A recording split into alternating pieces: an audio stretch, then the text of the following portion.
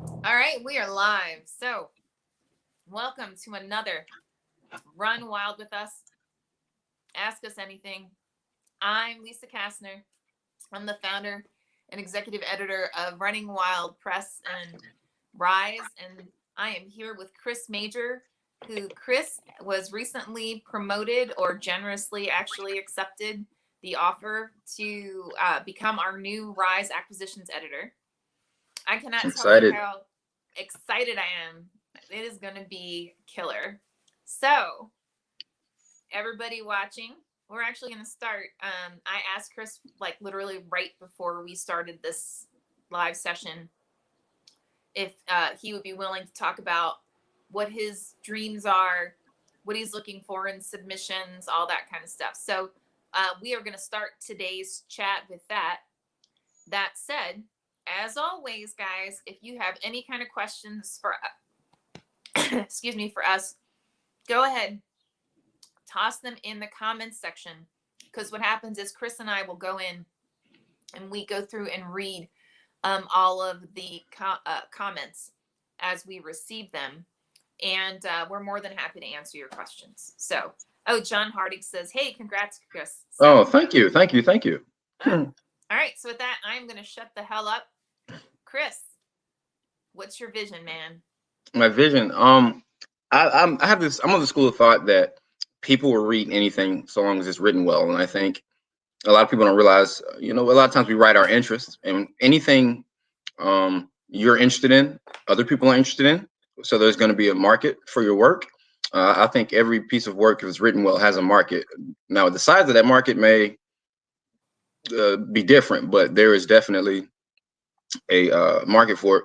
And typically with submissions, I would like a kind of a cover letter synopsis. It's not necessary, but I'd like one. But I know how daunting that can be, because I remember being in the process of trying to having to do a synopsis. Sometimes when you write, you don't really know what your story is about. It's just there. But I'd like a cover letter with synopsis to the best of your ability. But I guarantee you that cover letter is not going to make or break a submission. For me, it's going to be the writing. And you can typically tell in the first few pages about somebody's about the skill at the time of the submission for the writing. It doesn't take long at all. I think a lot of times when you submit manuscripts places and it takes a while for them to respond to you, it's not always because they read or reading and they're contemplating. It's because there's just a backlog. So it doesn't necessarily mean that as soon as you submit, there's eyes on it. But definitely contemporary fiction from marginalized groups, LGBTQ plus community, people of color, people with disabilities, and in the genre of popular fiction. Mm-hmm. Some of your aliens, or I don't know, your mythical creatures, your crime, your romance, all of it, and I'll give it a legitimate shot. Again, I'm a writer, so I know how sensitive we are about our work, and I'll take all the submissions seriously, regardless of the synopsis you give me. I think if it's written well, a reader will be interested. And me being kind of like the reader when I read the submissions, if you can hook me, and maybe it's a bit of advice, if you can hook me on those first couple of pages, that'll give me. Typically, the way I decide if I want to accept or publish something is if I'm reading and I look up and I'm a little bit deeper into the manuscript than I'd anticipated to be. That to me is a kind of my gut sign, like, oh, if I'm sitting here, I'm just supposed to be seeing if this is good writing. But if I get caught up in the story and how it's told, that's when I know, oh, if I get caught up when I'm only trying to get a feel for your style in the beginning, then a reader would too. Mm-hmm. And they pay to do it. And that's kind of how I go about selecting work. So that's it. And yeah, now we're just about building our catalog. The RIZE imprint is relatively new, so we are still building our catalog, and I can tell you that responses at the moment may be a little bit quicker than what they will be in the future, just because of the volume of submissions we have. And I will offer, if requested, I will, at the moment, because of the number of submissions we have, I will offer feedback on why a manuscript may have not been chosen. I have no problem doing it all. Again, I'm a writer. I know I get all the feels. I know all the everything. So I can definitely kind of extend that. Definitely. So, but yeah, that's the goal, and we're just trying to grow the imprint, and take it places. And we're looking for the next. I don't know. We're looking for the next you, the first you. That's what we're looking for. We're looking for you. And I want to go back a second. So, um, I know that in terms of, understanding like comps or what your story's about, and 100% around, oftentimes authors will write something and they don't realize that, they just wrote a, magical realism piece, because when they first started writing it, it was all about, it would have been like, I don't know, women's fiction or something, Right. right? Right. What are your thoughts on, like, I know for us, we tend to your point, we focus on the writing, right? So if the Right. writing's great, then we'll bring it forward. And then typically after that, what happens is, for Running Wild, and then, if you want to talk about RIZE too, what we'll do is we will assign a production manager to work with the author, or the editor might work with the author on clarifying, so what are the themes, what's the story really about, what are true comps, Right. and identifying like who might be great to give a blurb or do a review of the story, because all of these things are incredibly important from a reader perspective, to Right. get them engaged, to get them pulled in. So what are your thoughts in terms of, so like, let's say somebody comes in and they're like, I don't know anybody to give me a review. I don't know what my story's about, but I think it's a solid story. Should they send us something? Like, what should they do? There's two ways you go about doing that. I mean, writers are suckers for flattery. I'm sure you could reach out to a writer, and say, hey, I'm really a big fan of your work. And my suggestion is that if you're gonna go that route, really read their stuff and don't tell them like the obvious stuff you like. Make sure you point out something that shows you engaged with the text, and tell them, I like this, something that most people may not have picked up on, or something that maybe you had to read a bit that's buried in the work, and say, hey, I'd love if you could check out my work and write a blurb. I mean, writers are suckers for flattery. I mean, you tell them you like their work, and they melt. That's one route. And the other route, I think, if you don't know, just about what it's about, I think an editor can help with that. To offer, because it's easy to get lost in our own stuff. And so when you have another pair of eyes on it, they can kind of see it with a little bit more objectivity, and they can say, like you said, hey, this is magical realism. This isn't, you know, uh, crime or horror or something. And so writing, I mean, it's a lonely job, but a great bit of it is collaborative. Right.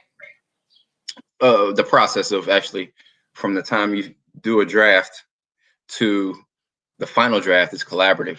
So I think, yeah, I think those are two routes. But as far as the blurbs, I think, just reaching out to a writer, and don't get discouraged if they don't respond, because writers are busy. Writers don't just write. Sometimes they're speaking engagements. Lisa, you speak at places all the time. They're speaking engagements, then they have family obligations, and then they got things to do. So and you may not be the only one asking for a blurb. So and they still got to write. And if they're teaching, they got to teach. So I wouldn't get discouraged if you got to I would treat it as a submission for like a story or a poem to a magazine. That's all it is. Yep. And don't be intimidated. I mean, it's so easy. That's one thing that I know. A lot of our authors who, they feel like they're not connected, they don't know anybody. And, so they're afraid to reach out to someone that they don't necessarily personally know, but they're fans of.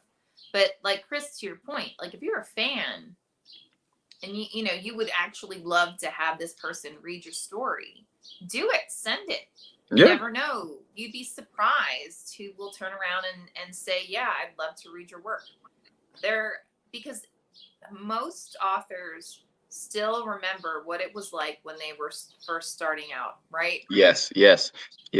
And they feel it, man, right? Like, and they know it's one contract away from being a nobody again, right? Yeah.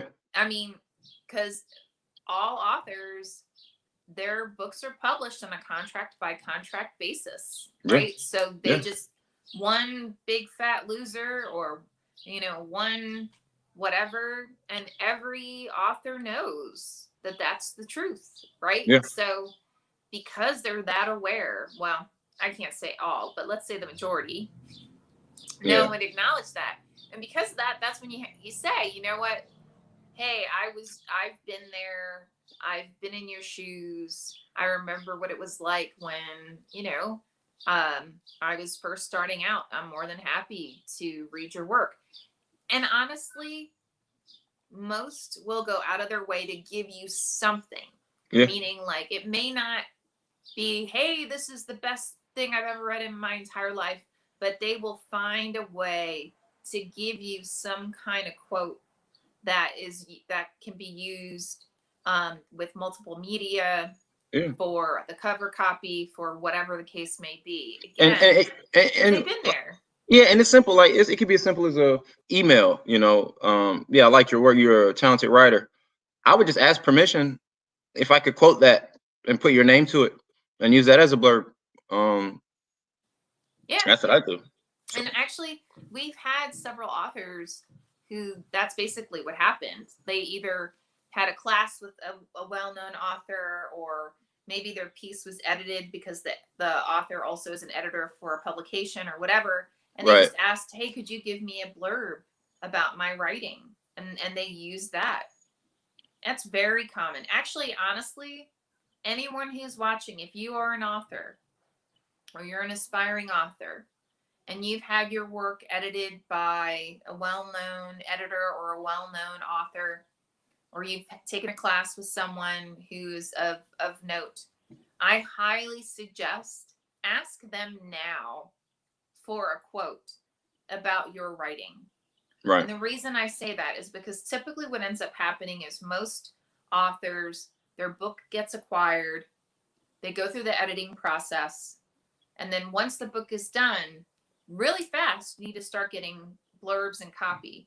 And for some people, that's really intimidating because you're talking about potentially months of going around and around and around and trying to find people who will give you some kind of cover quote.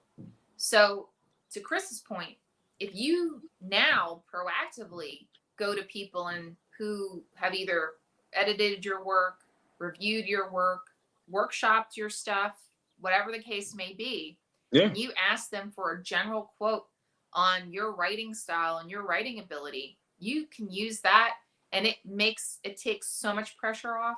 It takes a ton of pressure off. So definitely do that. And especially if you know the person or have met them. Like, again, I have a friend who just had a book on pre-order right now. She got people. One person she had a class with. One person is an award-winning writer.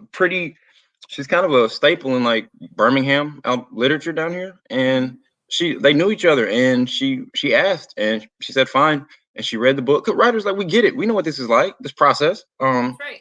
And she asked her, and she wrote it. And she has, and that's a blurb she has from someone, and then she got another one from a friend she knew who is they didn't go to school together, but he's a pretty accomplished writer in his own right. And they just wrote it. And they wrote the blurbs. And a blurb is not a parrot long book report. A blurb is a sentence or two or three about, really considering page space and all that printing and all that, it's a sentence. Yeah. If you look at, like, think about all the times, and we see movie commercials, and you'll see something from like the LA Times or something, and it's like, it's small, maybe long sentences, but they're just like one or two sentences, or a word, stunning, something like that, like a blurb is not, like, but I definitely wouldn't be afraid to ask anyone. I mean, Mm-mm. I wouldn't be afraid to ask anything, you know, because if you don't ask, you'll never You don't know. You get. don't get it. You don't get it. That not asking is kind of the only way to ensure that the answer is going to be no. That's right. So, That's right. yeah, And you will be surprised at the number of people who will respond positively, right? yeah, yeah, And the ones who say no, that's fine. It's no big deal. yeah. There are thousands of writers out there. There are Right, right, right, thousands of editors out there. There's right. thousands of people you could ask. Yeah, So and don't. writers would be, I mean, polite to them, cordial. And I would add a little bit of flattery. I wouldn't overdo it, of course, because you can always, you know, the writers, you can sense that, but Mm, just hey, I'm a fan of your work. I wanted to know if you could maybe read my stuff or check it out and write a blurb. Um, yeah, yeah. And exactly. even again, you got to think about a writer's workload too. Let's say you're working on book number one, and you want a blurb. Maybe at the time you ask for the blurb, but at the timeline of your project, that they don't have time to read your work, or and that's not a reflection of your work. It's the time constraint. I remember I was talking to one agent, and she asked for my manuscript, and I was excited, but she said, "I have to be honest with you. I just don't have time to work on this." And Mm-hmm. I respected that because it wasn't like I got this like rejection from her, and then she said, "I just at the moment I just don't have the time. Mm-hmm. I got too much work." But I think, um, And let. yeah, yeah, writers, yeah, we get it. Like every no matter how big or where you are in your career, like Mm-hmm. writers get it. So And don't forget, so going back a little bit to your process of when working with that editor, at least all the editors at Running Wild and at Rise, right? We're all editors, we're all authors, and any kind of feedback we're giving is intended to enrich the story.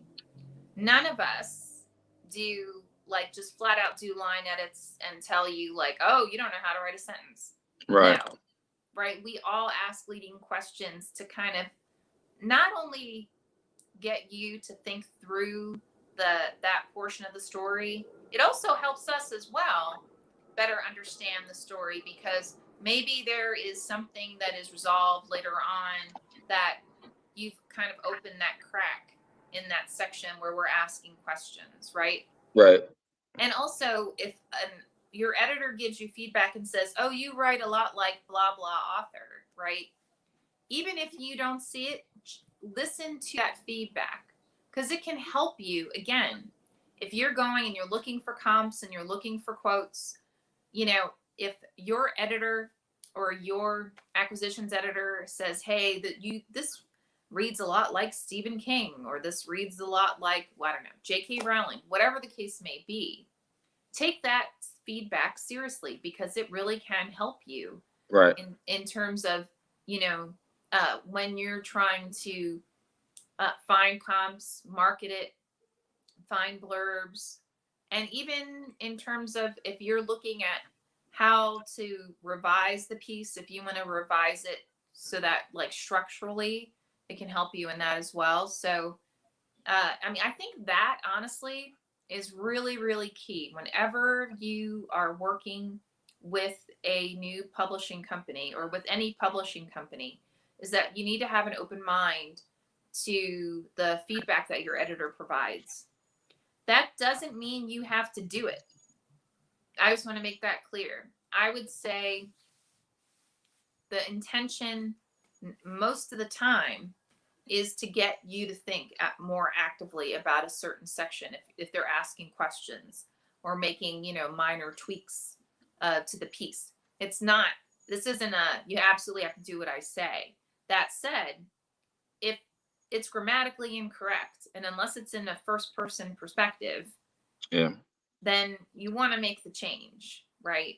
right, So again, if there's something that an editor gives you as for feedback and you disagree with it, then have the conversation about it. Don't just be like, F you, I wrote this, I know what I'm doing. yeah, No, no, no, no.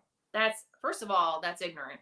And second of all, it's really unprofessional. right, And you do not want to have a reputation of being that person because you know, that impacts the quality level of the work.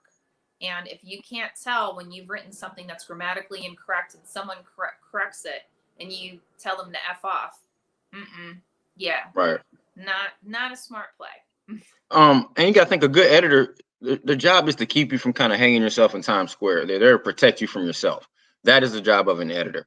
I think when I worked, I used to hire editors for a couple of years. And the very first time I did it is when I really got serious about writing. One of the things he told me on the phone call was like, hey, you know, I make suggestions. This is your decision, whatever you want to do with it. These are just tips, suggestions. I had one editor tell me one time that a story needed to be deep in rewrite, and I did nothing to it, and a publication picked it up. So that happens. Sometimes you don't have to take the notes all the time. But yeah, there's definitely a professional way of going about. Half time you don't have to tell an editor you're not, unless when you're under contract. I said you don't have to tell an editor you're not going to do it. Just okay, thanks for your feedback, and then just like don't do it, because that's all it is. Yeah, just like okay, yeah, appreciate you reading, thanks, and then just if you want to keep that sentence or paragraph or kind of plot thread or whatever, keep it. It's your work. It's yours. You know, an editor is how to describe this. The job isn't to change your work; it's to make it enhance it, not change it.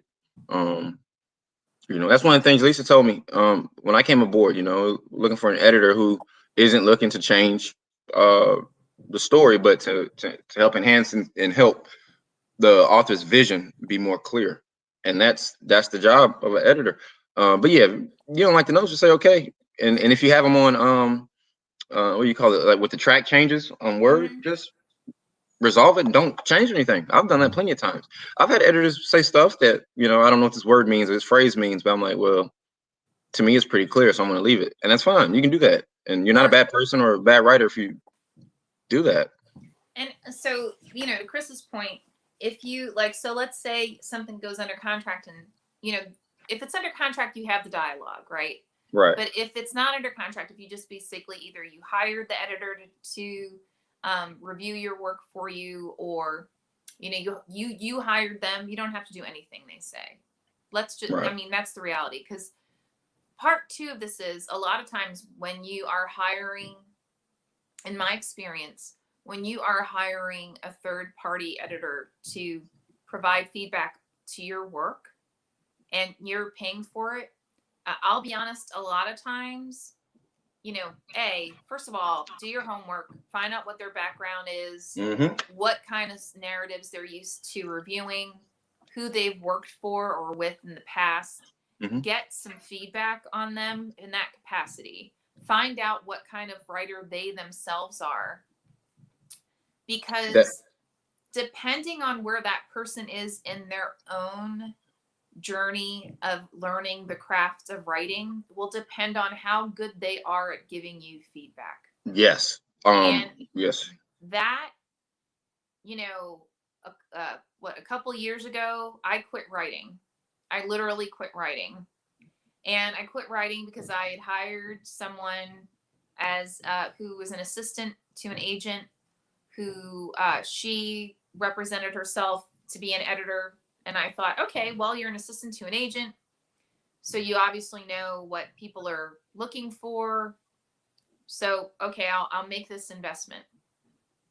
And her feedback was so, the structure of the novel was written in a thriller structure. And what that means is most thrillers, chapters are written in narrative fragments.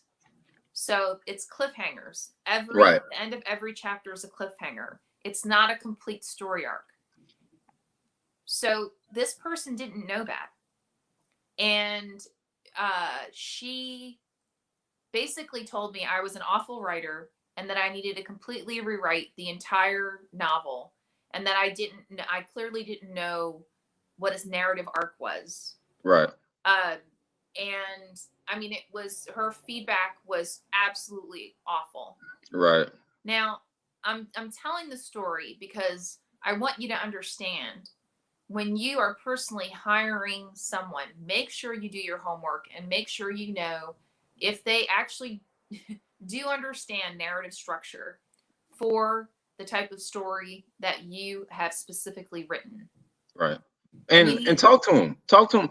I never had a editor. I didn't talk to him on the phone first and get a feel for him. It's a job interview. Like, you're the employer when you're hiring an editor. Like, right. I I talk. I want to know your like you said, your background. I want to know, the stuff you like to read, what you do. Half the time, I use a platform called RIZE, Yeah. and they allow you to send a sample, a writing sample. Heck, I'll send a sample and I'll ask, and this is before I pay a dime. Hey, can you give me a paragraph or a page of sample edits so I can get a feel for your style? And they'll do it, and I'll ask about 5 editors, and I'll go through, and depending on how they edit, because some editors are rude, some editors are more sensitive. Depending on how they edit is how I'll choose. And sometimes, like, none of them will edit like I want. I'll just cancel the whole request, and I'll start again and look for some other editors. Um, and also, the thing about writing, I think any kind of creative genre, it's extremely subjective. Yep. Extremely. There's really no way to put value on anything creative, because one person may think it worth 2 marbles, another person may think it's worth 50. So that's important. That's what helps develop a thicker skin, is in understanding that, okay, like, this part, again, I had a story that and I was down. I had to call my friend, like my best friend. I had to call him and talk to him, and he kind of gave me a little pep talk or whatever. But I think 2 weeks later, um the story got picked up, and I didn't have to change anything. And also, you got to understand who, um when you submit to places, because that we hire an editor so we can get published, right? Get better, get published. When you submit to places, look at what they publish, like, or Right. the kind of authors they publish. Like, I used to, um I didn't do that before, but I started doing it a while ago. And I'll give you an example. The one I'm talking about with the story, one the publication that picked up my that piece that I didn't have to change anything about was one for people of color. And they picked it up, and it was, I submitted, and I think a couple of weeks later they picked it up, told me they loved it. So know what they publish, know what they're looking to publish, because there are tons of different niche areas in writing, tons of different niche areas. But those, people give you harsh words on your stuff. Um, you got to filter, because sometimes some people just speak abrasively. Like, my mom speaks abrasively. Like, it's, like, some people just, they don't know how to kind of be empathetic in their speech, and that's important when you're dealing with artistic work. Um, so a lot of times it's easy to get caught up in how somebody said something and not what they said. I'm a person, I get caught up in how somebody says something. I'm not gonna lie to you, I do.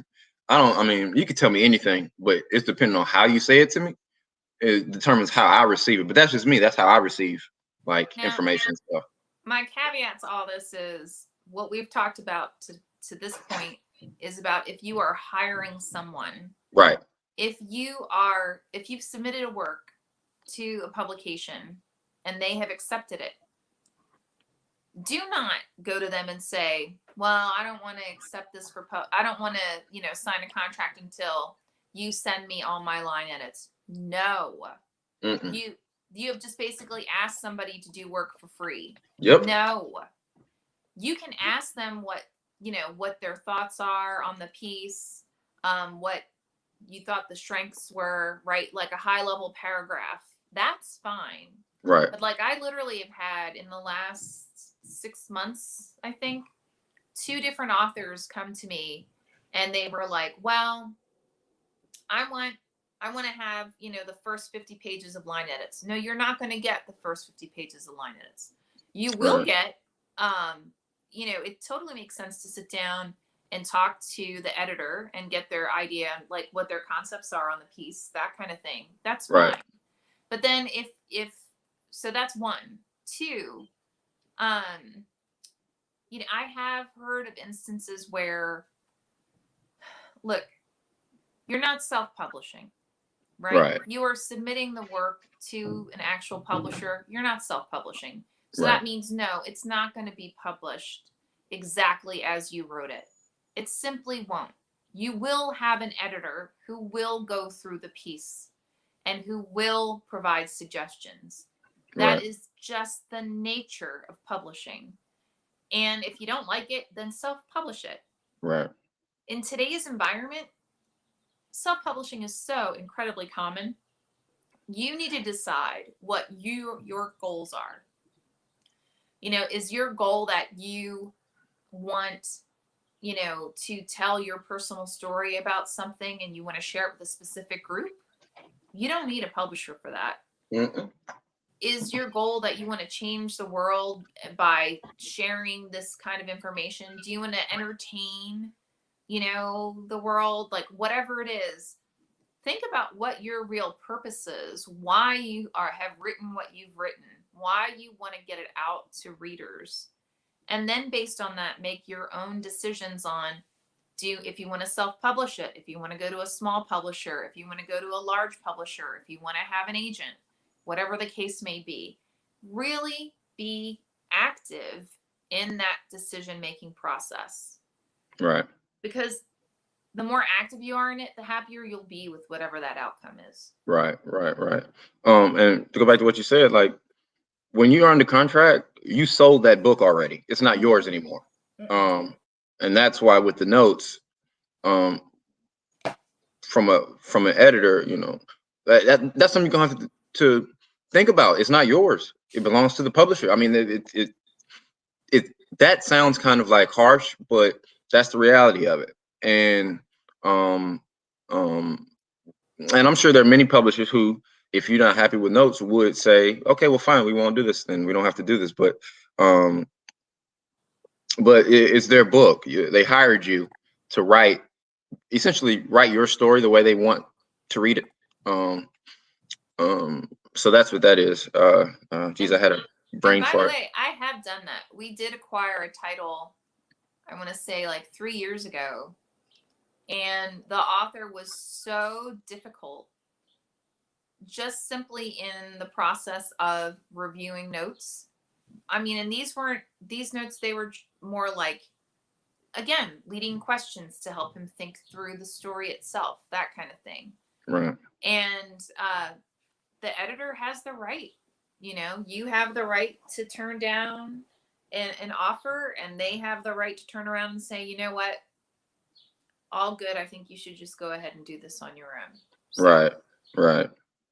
Yeah. So and then to go back to the self-publishing, Walt Whitman self-published. Like, I know maybe the stigma that you can't. Walt Whitman is called the poet's poet, like America's poet. He's self-published. So even if there is something you wanted to kind of make a change in that way, a social justice way, you can self-publish and do that. It's going to take a little hustle. Well, I'll be honest with you, and a little bit of money too. It takes money to make money. So you can do that with it's going to take some work. But some people have that kind of. I had a friend who was in law school, and we were talking about people go to law school and then go throw up shingles for themselves and start a practice. And he says the hustle gene, because they have the kind of makeup or personality to go out and scare up some business. Some writers actually have that. My mom's favorite writer is geez, I can't remember her freaking name. I'll think of it later. But she's an attorney. She writes under a pen name, and she self publishes, and she has a large following. Nia Forster, that's her name, Nia Forster. So yeah, you can definitely self publish and achieve the things you want to achieve. But anytime you do anything, though, you probably need to talk to somebody who's done it already, though, just to avoid kind of pitfalls and stuff, because they can save you a lot of money and time. You can make up money, but you can't make up time. So I would in whatever route you take, I just try and talk to somebody. Yeah. Ian Gray says, I want notes. When I write for glossy mags or newspapers or anthologies, I nearly lust for notes. I want another eye, even when I disagree with the suggestions of its vision. I totally agree. Me too. I've been writing since I was a teenager, and I mean, there are times when you're kind of hesitant because you haven't worked with that editor before, so you're a little nervous before you get your first list of notes. But Right. still, it's like the notes inevitably make the piece stronger, Right. right? Especially when you're writing for a publication. Um, and actually, let's go back for a second. Like when Chris was talking about, read the publications that you're submitting to. There are so many valuable reasons to do that. One is that you'll get an idea for the kinds of stories that they actually want to publish, right? And the Right. kinds of writing, the styles of writing that they go for. The other is that it'll also give you a better idea in terms of narrative construct. And so when you do, your piece is acquired, it can actually give you a sense of what kind of notes you're most likely going to get Right. for the piece that they have accepted. So Right. there's a lot of value in doing that. Also, there's a lot of value in looking at if the editor or the writers talk about who are their like inspirations. That'll also give you a sense for the style of writing that Right. they really Right. lean forward. So Right. Yeah, because again, your voice is nothing but a conglomerate of every other writer's voice you've ever read, and even more so the writers you read the most, and that's you. That's your voice. So that does help. But I love for notes too. I don't know if I go too long without having notes on my stuff. I start to get. I don't know. I don't like. I love having notes, and a lot of time I've been writing so long. I know what I'm not good at, and what I'm. I mean, I know what I'm good at. I'm not like for me. Dialogue is a strength in my writing. I've known that for quite some time. But there are other things too. Like I'm not good at, or as good as I want to be at setting up place in a story. And that's something I know. And so knowing that that's a weakness, because nobody's going to be 100% good at every aspect of writing. Nobody is. You don't. You never perfect writing. But um, I know like if that's my weakness, then I'm gonna have little kind of I don't know small things I need to work on. And that's like an editor can help you with that, and they'll give you notes, or a reader can give you notes on that, and it'll help because yeah, I don't know. I love notes. I love them so much. That's why I started hiring an editor because I like getting kind of real. I mean, friends and family will tell you, okay, this is good. A lot of times I find that friends who may not read a lot or family who may not read a lot, they'll give you the whole, oh, it's good or it's okay, or if they love you and it's bad, they'll let you know it's bad. But I always wanted more in depth. Um, I want to know why this doesn't work or why this does work. Because don't shy away from that too. Positive notes are good too because now you know what your strength is. Now you know what you're good at. I had one editor tell me I was good at metaphors, so now I know. Now I know I'm good at metaphors. I know I'm good at dialogue. So now I know. I wouldn't have known that before. So now I can incorporate that more often or play with it more in my work. And the bad notes, now you know to stay away from, certain stuff. And it's okay. You don't have to try and write about everything. Some stuff you just don't have to, you can stay away from. And that's completely fine. I used to use M dashes too much. And I had an editor tell me, like, I think you're using it as a crutch. And now, anytime I want to do an M dash, like, I actually give this thought and I'm like, is there a way I can restructure this sentence to avoid using this M dash? And if there's one that I can and it works, then I won't use the M dash. Now it takes some work. You have to sit back in your chair and read the sentence over and reread it, or like if you're like me, print it out and highlight it and really just kind of break down the language. There's definitely just lost my train of thought. Yeah, strengths and weaknesses. Yeah, but I love having a reader. Love having notes, good or bad. I value notes that tell me what can make the piece better. But I still need the positive too, because I mean, if you get something and it's ripped to pieces and there's nothing good about it, that can be discouraging. Even me, if I got notes back and nothing was positive, then that made me feel a certain type of way. Like, or if I get personalized rejection notes from journals or magazines, if they say nothing good about the piece, like it hurts my feelings a little bit. I don't mind you telling me why it didn't work. I got a rejection note when they told me like this, and this. But they offered how it wasn't as powerful. The positive wasn't as powerful as the negative, but they did offer. They let me know that there was potential for it. Just that I didn't meet that potential in that certain specific submission. So yeah, I love notes because they help you get better. Well, and honestly, to me, I love building that relationship with my editor because to me, like, I write under a pen name sometimes, and oftentimes I'll come forward to my editor and say, hey, like, there was this portion that I think is weaker. I'd love your thoughts on it, and really kind of brainstorm, like, how can we together make this piece stronger? Right. A lot of times, there's aspects to the narrative, there's aspects to the writing, maybe there's elements to the craft that aren't as strong in some sections than in others, and that's okay. You don't have to do this alone. You don't Right. have to create a story totally by yourself. Everything, well, I can't say everything, but if you've got a really great relationship with an editor, then it only makes the story much more powerful. And I'll say, you get your good editor and a good working relationship with them. That editor wants your stuff to be good because they're a part of it. Like they do, it's not like they want you to. Yeah, like they want it to be good too, so they can say I worked on this. Especially like on RIZE, certain editors they'll put previous publication or previous books that they edited. And so who knows, your book may become New York Times #1 bestseller. Like if I'm an editor, I want to say I edited that book because that helps me on my end too. One, I'm happy if we have a working relationship, but I want to be able to say, hey, I edited that. And like I was a part of that. I was a part of that, and that's because people are people. I know me. I would very much want to be able to say, I remember the first draft I got of this thing. I know the hard work we put into it. We're working on it together. It's collaborative. I know the hard work we put into it. And now that it's finished and it's out into the world, and it does well, it's like, geez, I contributed to that. I made it better, or I helped put it in this position for it to be what it is currently.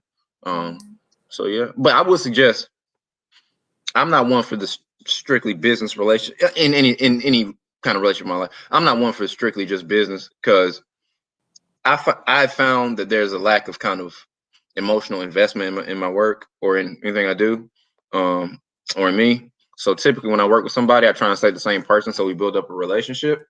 Sometimes it don't work. Sometimes it don't work like that. But every now and then you find it, and that's, to be honest with you, that's when your notes start to be more honest, or the notes they give you start to become more honest, or they start to get your temperament for how you receive notes, and now they know how to give them, and their temperament on how they give notes. Now you know how to receive it. So after a while of working together, that note that seemed harsh on the first time you guys worked out, now this isn't a harsh note. This is just how he or she articulates this message, and now I don't have to take it personally. And that's part of the thickening of the skin process, because you got to have thick skin. I tell anybody who wants to be a writer, you don't need a pen, you don't need paper, you need thick skin. That's the first thing you need if you want to be a writer, because it's subjective. It's subjective. I have stories in print that people told me they didn't like. I have stories in print that people are like, they weren't all positive reviews, and I like them. I have one publication I don't like, my very first one. I'd take that one back if I could. But yeah, it's my friend on. But thick skin with those notes. Working with the editor is building up a lather in a relationship with, and you don't have to be buddy with them, text buddies, but just a little bit of casual. I don't know how you say it. Some casual is good in that kind of relationship because it's a story. It's supposed to be fun anyway, and it's a story. So, well, and with us, right, our editors, they pick the pieces that they work on, right, and because that understand that they are already passionate about it, they already they picked it, they selected it, they already believe in it. right. So with that in mind, at least for us, that means that when you're getting feedback that feedback's being provided because they want to see this be all that it can be and be the most amazing work that it possibly can be. Right. Now, I know that's not true necessarily. Like if you go to one of the big houses, right, they don't necessarily select their own works. I think the same may be true with some mid-size, but oftentimes when you are going to a smaller to mid-size publisher, they really do give the acquisitions editors as well as the editors a lot of say in terms of what is actually published. And that means that they believe in it. Right. And I've even had some freelance editors I've worked with before who they take on stuff that they don't like to make money. I would keep that in mind too. But yeah, with us, acquisitions editors, there's something about your story that we like. It's as if there's something about your story that we would buy. Well, it's the same thing we would buy at a store. We're reading it, and you're like, you know what? I would buy this. So what the press is going to do, we're going to buy it, and then we're going to sell it, because if I would buy it, somebody else would buy it. And that's kind of what that process is. Would I buy this book? Could I buy this book, sit down and read it? The answer is yes. Okay, then we should be selling this book if that's the case. There's a lot of there's a lot of care with that. A lot of it's not just reaching out, grabbing any old thing and trying to package it and do all that stuff and just sell it. The experience is almost as kind of spiritual for us as it would be or for you writing it, because we connect on the page. And so just definitely working through it, working on it. There's, again, just going back to it, it's having the same editor or one with a smaller house. There's definitely a lot more care that goes into the work. I'm not gonna say it's taken more seriously, but it's definitely taken seriously, a little bit more seriously than some other places. So I think, yes. But notes, man, I can't see any writers watching. I can't tell you, look, good or bad, like you want notes. You want notes. Like it's not because I know one thing that was hard for me because I was in a workshop when COVID first happened, and I went through and left notes on this writer's story. Mm-hmm. The way that I leave notes on I'm pretty harsh on my own work. I'm not gonna lie, I'm pretty hard on it. And I left notes, and my friend had to text me. She said, "Hey, I don't mind you kind of being that." When I say harsh, I mean there was just a lot of notes. I wasn't mean about it. There's just a lot of them.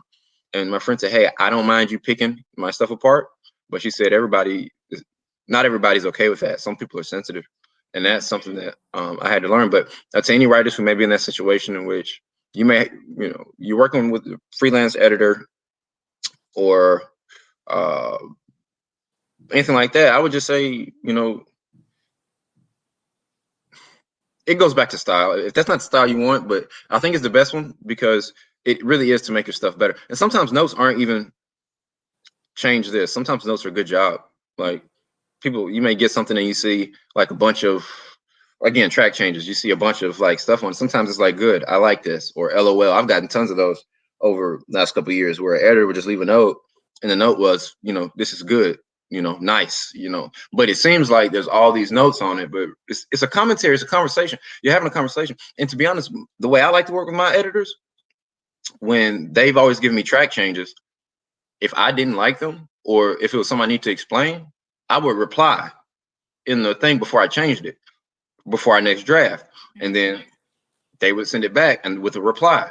The very first editor I hired, that's kind of one of the things he kind of told me. He said, I'm gonna leave notes and stuff like that. I said, well, would you mind if I responded in the track changes? He said, that's exactly how it's the ideal way that's exactly how it should work. In his opinion, is what he said. I don't do this with every editor that I've ever worked with. Sometimes I just take my notes and keep it moving. But and to be open to them. I mean, you have the last decision, but be open. Don't just say, I don't like what they said. Just kind of chill and give it thought. And you don't have to make the changes that day when you work. You can just come back to it. Give it some thought. Like, okay, is there some validity to this? And if it's not, fine. Just resolve the track change and keep it moving. And that's if you write on Word, that is. And keep it moving and just like, don't, you don't have to make the changes. You're the authority unless you're under contract. That changes everything. But if you're not, you don't have to make those changes. Like that's not. You don't have to do that. I mean, if you're under contract and someone gives you feedback that you're not sure about, just don't address it yet.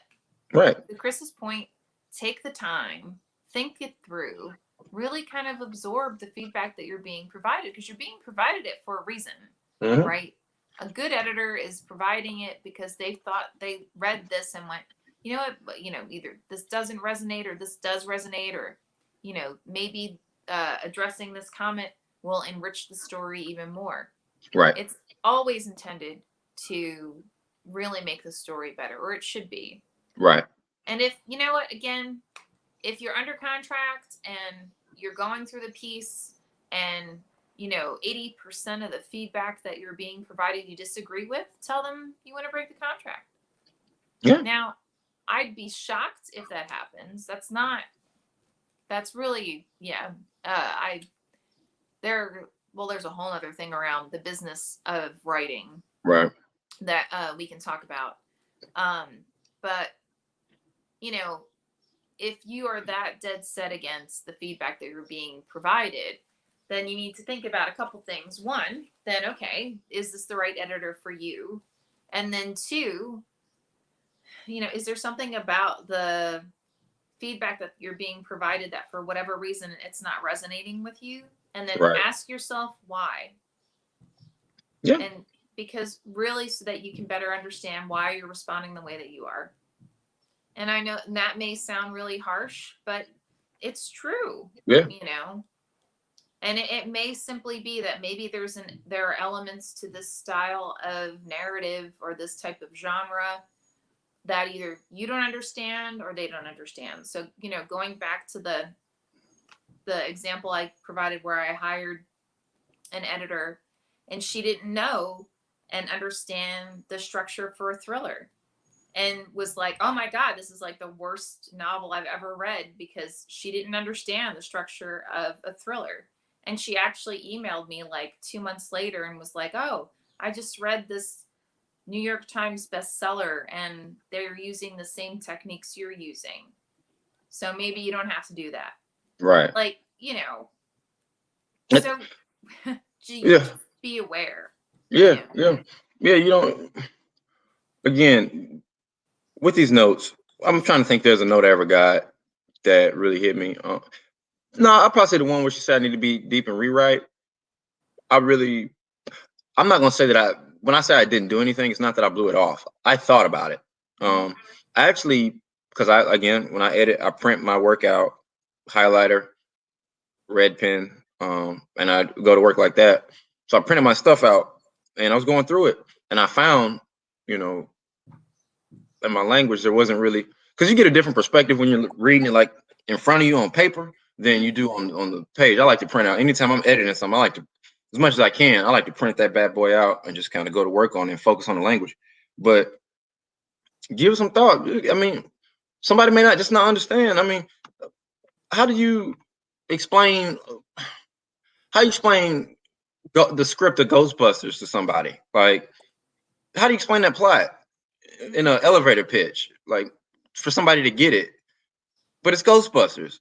Like, so sometimes somebody just doesn't understand, and that's fine. And they're not a bad person if they don't understand. You're not a bad person for not articulating it to them, or it's not always your fault that they don't understand. Now, sometimes you have to ask yourself, if it's more than one person who says the same thing, it can't be everybody else, and not you. So that's something to take, but if it's just one person, this one person doesn't get it, and they don't have to get it, because you don't write for just one. You're supposed to write for yourself, but we don't write to be read by just one person. So somebody just may not get it. And if they don't get it, that's fine. Just keep moving, because there's people. I guarantee there's somebody who would. Again, like I said, you get multiple people saying the same thing. That's something you can't ignore. You got to take that seriously. That's something you really got to take seriously. Even if you don't change anything. Because I mean, the exception to that is J.K. Rowling. Like, she had a lot of rejection. She was doing an interview and she said she knew what type of book she was writing, but she also knew it would be hard to sell. And she went through a lot of rejections, a lot.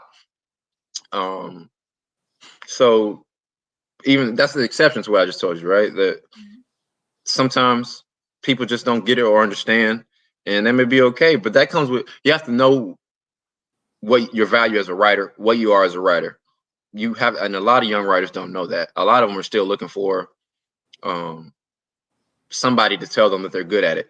And it's like, no, you want somebody to give you notes, or you want somebody to read and enjoy. So you have to know where you are in your journey as far as that. Because a lot of young writers will, again, read this, or they'll write this, ask you to read it, and all they're looking for is, yes, you're a good writer, or this, and that's not always what you want, because you do reach a place into your career where it's like, okay, I know I'm at a certain competency now, so I'm asking different questions from people, from readers and editors now. I'm not looking to get for somebody to tell me how extremely talented I am anymore, or I'm looking to say, okay, I got it, like make it better. Like one of the things with me, I don't like, I like again, dialogue is my strength. I learned that from having an editor and a reader. So typically, if I'm trying to make a work better, like, because not all notes are created equal, I notes about my dialogue, like I kind of skim over those because, like, I know this is good, because I'm good at it. I've had that validation kind of built up enough to where I know, like, my dialogue is going to be pretty strong. So if somebody tells me that, it's like, that didn't really, while it does validate, it does feel nice to be validated all the time, always, no matter where you get in your writing career. It always feels good to be validated by somebody else's opinion on your work. But at some point, when trying to get better, you have to acknowledge, along your journey, you got to acknowledge your strengths and weaknesses. You're never going to eliminate your weaknesses, because writing is like practice of medicine. It's a practice. It's never perfect because it's so subjective. So, but yeah, you got to know, okay, I know this is strong, so I'm probably not going to put as much weight on this note. And again, if you work with an editor, if you've been working with an editor and y'all have a relationship, the editor might know that. So the editor may not put as much time, or may not leave a note about your dialogue, because they know, okay, yeah, he's strong. He knows it's strong. He knows why it's strong. Okay, that's important too. It's important to know why your stuff is good or why it's not as strong as something else. So it's not just enough to know what your strengths and weaknesses are. You have to know why they're your strengths and why they're your weaknesses. And I think once you're good. John Hardig says, ditto what Chris is saying. If 5 people tell you something different, you're probably on track. But if 5 people tell you that your characters are shallow, then your characters are probably shallow. That's right. Yeah, I mean, yeah, everybody else can't be wrong all the time. Not everybody. So that's something to keep in mind. Yeah, just know where to place weight in kind of our artistic neediness, I guess, because all writers are needy. I guarantee every writer in the world is needy, no matter what they tell you. As far as the work is concerned, we just are. But yeah, you get different opinions. Different opinions is a good thing, because it means it can be seen in different ways, maybe interpreted in different ways, which is good. And which means if it can be interpreted in different ways, it can have a different effect on people, on their emotions, on how they think, on how they feel. It can be different. But again, all your characters are shallow, and that's across the board. You need to sit down and think about character development, read about it, research about it, work it out on the page, work with an editor, or get you a first reader who can offer kind of good notes. Now, first readers, I will say the difference between the editor and the first reader. An editor is going to go through line by line and really hammer out nuts and bolts of a story. A first reader is going to read and stay kind of on the surface of that and say, it won't be, yeah, I liked it. It'll be, I liked it because this, and I thought that, the difference between editing is like, geez, a first reader is going to give you feedback, but it's not going to be as in-depth as an editor. It'll be more feedback than what you'd get from somebody who's, not really interested in reading, but it won't nearly be as much as an editor. So to have somebody first read, I wouldn't consider somebody being your first reader as an editor at all by any stretch of the imagination. And with that, I'm going to thank Chris for this amazing conversation. It was fun. And with that, I think we're going to end for this week. So guys, if you are joining and it is not Wednesday between 4 and 5 p.m. Pacific time, then just go ahead, put your questions in the comments section. Chris and I always go back and we read for additional questions or comments. We will be thrilled to respond to them next week. Yeah. So with that, everybody have a fabulous week, and we will see you same time next week.